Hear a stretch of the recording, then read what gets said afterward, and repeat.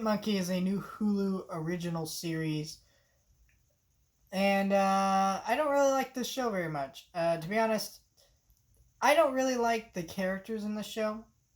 Basically, we have the story about this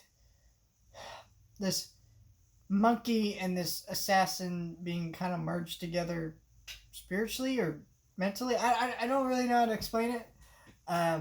It makes sense when you watch the show, but it's just like it's hard to explain basically, and it's very weird. But I guess it's like comic book logic. Anyway, so the show is an action show. It's got lots of violence, and the action is cool in the show, which is the main reason you watch the show. But it just like it bores me when we're not at the action sequences and then we get to them, and I'm just kind of zoned out by the time they happen because I don't really like the characters in the show. And Hitmonkey as a character is like his most famous things are like him crossing over with Deadpool and stuff because Hitmonkey isn't really that interesting of a character on his own, and that's so it's like weird to spin him off onto his own show, and he's just kind of awkwardly into the show that's like, okay, this is a show, I guess. Yeah, the characters didn't really grab me. I mean, this main assassin dude is kind of a douchebag throughout most of the first few episodes, and you can kind of see where that depth comes from, but it's also like it's not really explored that much. So I'm like, okay, I don't really care.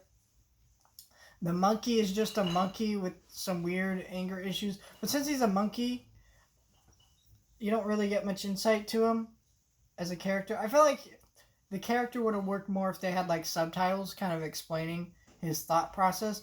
I mean, it's kind of cool to let the eyes express, and the animation express this character's thoughts and emotions, but sometimes it was just unclear to me what the character was feeling even with that. So it just felt like this really weird, awkward, clunky show.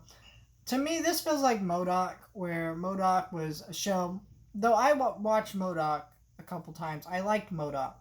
This, not so much. But it feels like MODOK in this show both have the same problem that they're just not going to find an audience because they're just too weird and too niche, and they're both not going to get a second season.